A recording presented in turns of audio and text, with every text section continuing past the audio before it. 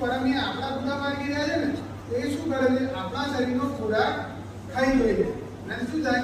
તમે કોઈ પણ ખોરાક ખાધો પણ શરીર પર આવવા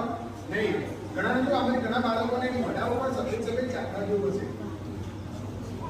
એ કેમ હોય એ બાળકોની કમ્પ્લેન હશે કે અમને છે ને પેટમાં દુખે છે આવતી સાહેબ તમારે ભણાવતા ને એમની કમ્પ્લેન કેવી હોય તમને પેટમાં દુખે છે બરાબર કેમ પેટમાં દુખે છે જ્યારે પણ ખોરાક લે છે ત્યારે કરમી આ બધો ખોરાક ખાઈ જાય છે એના માટે આપણે આ આંગળી દાદા થોડી મોટી